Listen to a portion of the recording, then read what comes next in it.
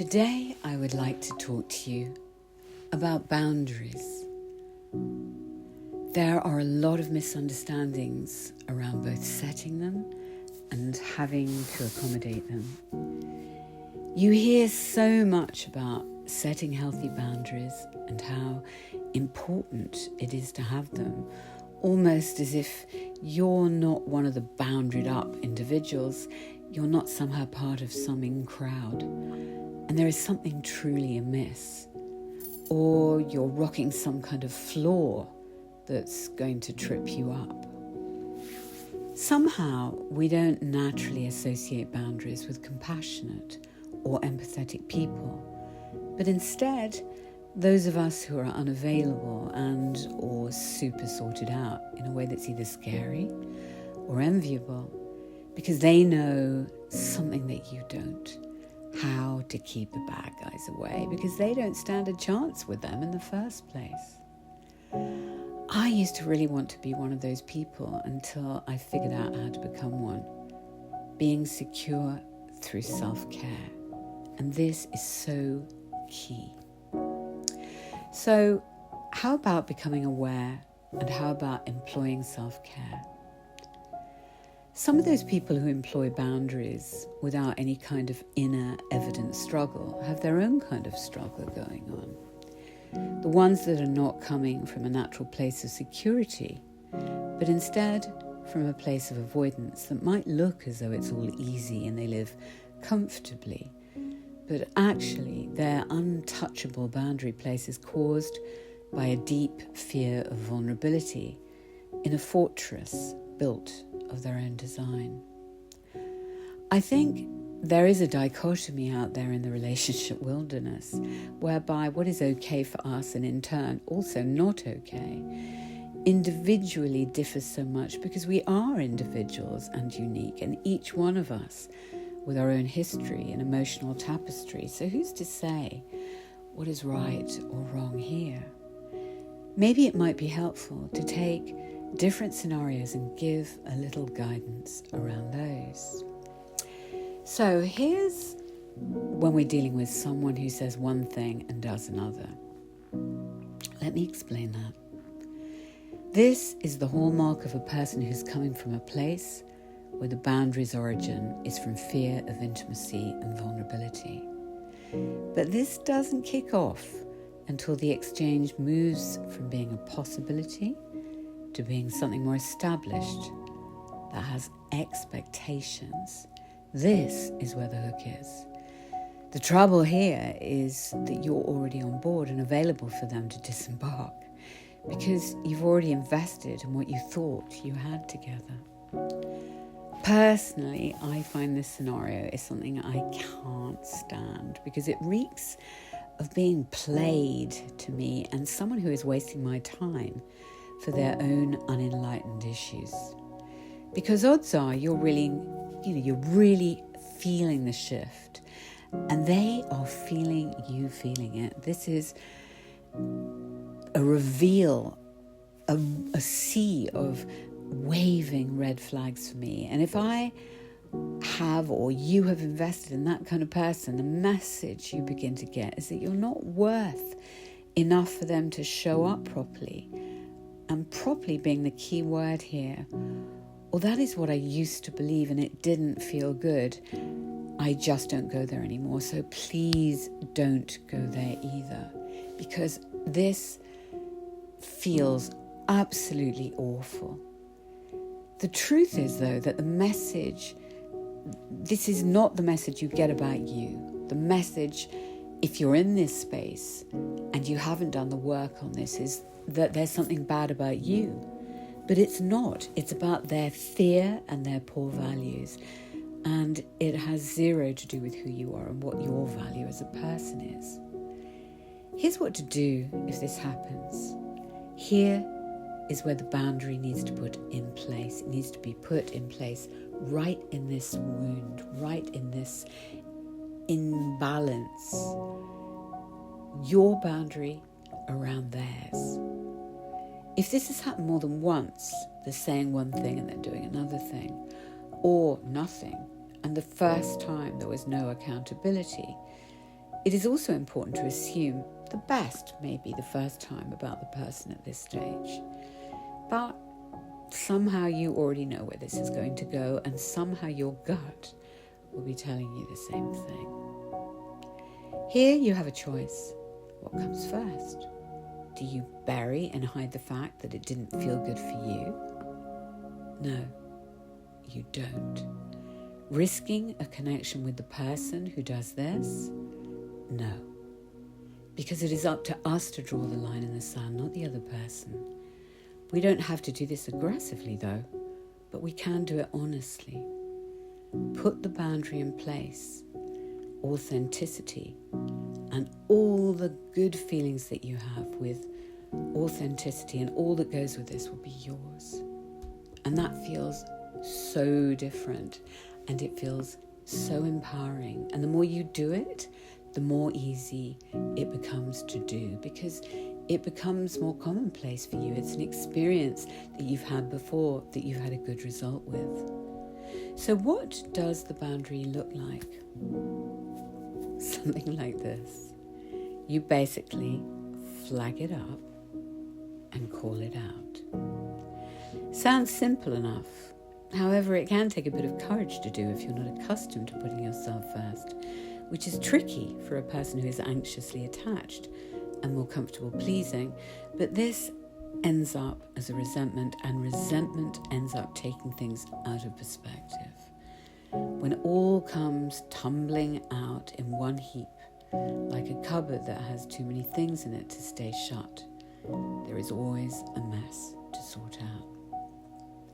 If you are offering your attention, your continuity, your acknowledged value of the momentum between you and them, and they are ignoring you or deflecting this by not addressing it, walk away. You already have the answer. There's no point in figuring it out. They're not invested beyond the preamble. And this is also called avoidance, and whether it is admitted or not, their behaviour is confirming it. This is because to them the association of emotional closeness was and is abandonment. So they can go so far but not any further, because relying on someone for their emotional needs proved to be a prerequisite of having their emotional needs neglected way back when. That is their work to do, not yours, by way of fixing or being so understanding you feel like you are diminished by, endlessly forgiving and excusing. What is so annoying and yes, hurtful to hear is when in the beginning it is them who are encouraging you to open up and share anything you like with them. This can work for them in theory only. The key word here is theory.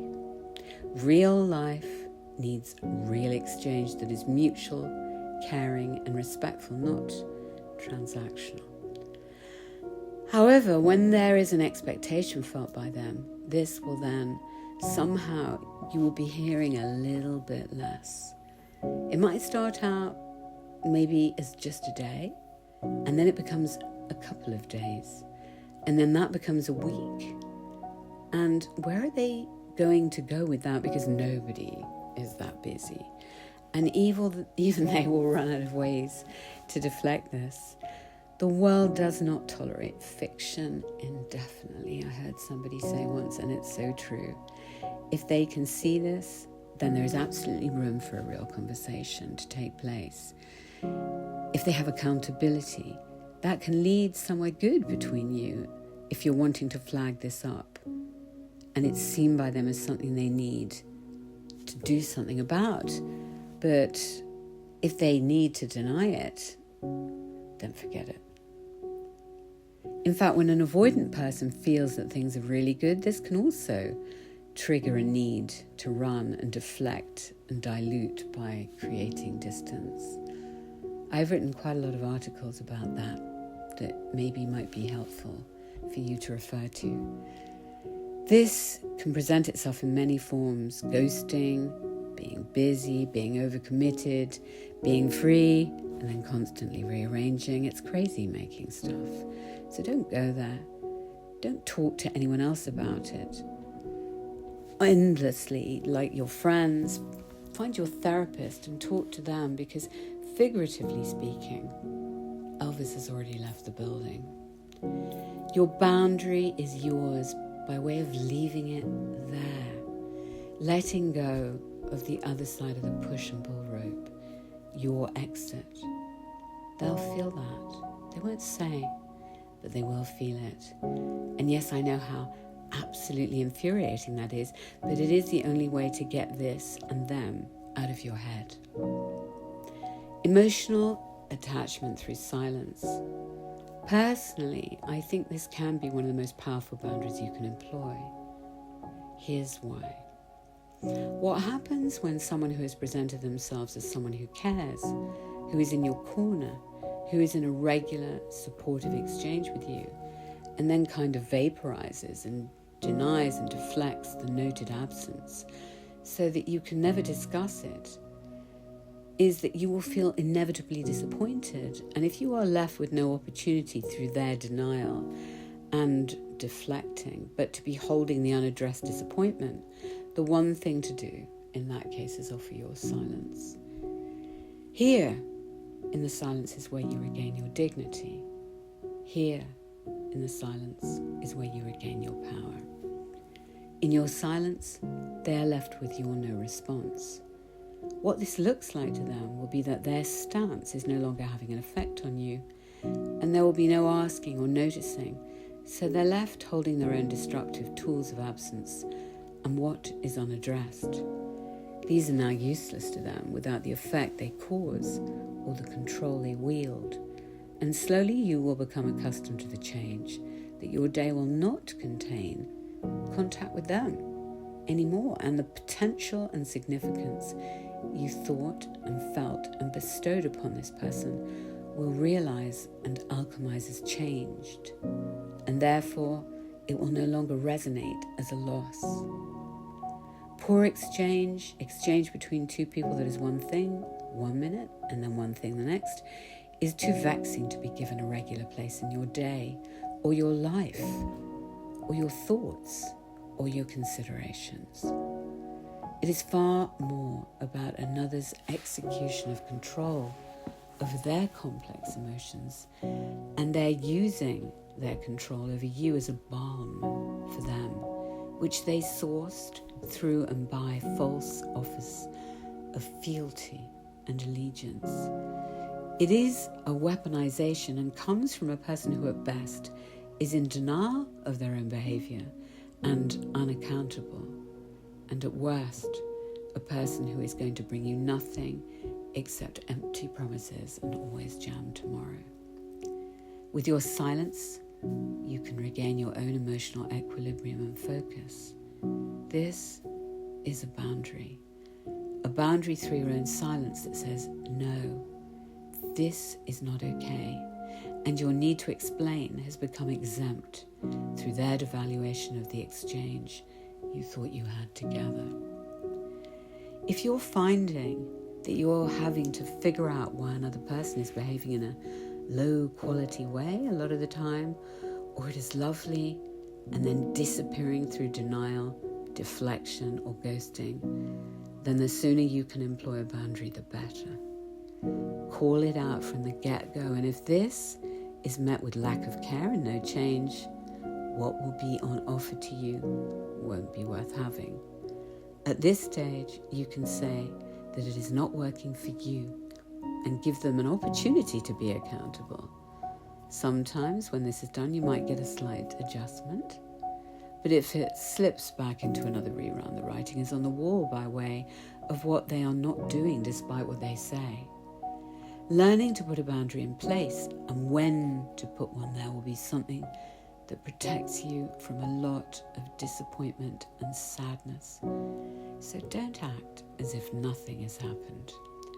Healthy relationships are built on a foundation of honesty, trust, communication, openness, and sincerity.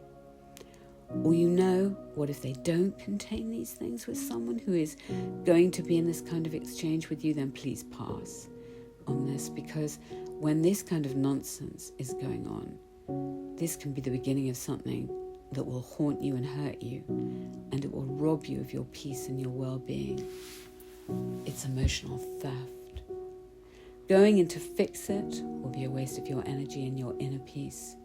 If it mirrors a childhood dynamic that is familiar, explore it with an experienced coach or therapist. You do need the wound or the scar that it leaves behind. You need to take care of that wound. You need to take care of your own heart. Here, a boundary will be a wisdom, not a loss or a missed opportunity, but in fact, an act of love for yourself. Take care of yourself, always.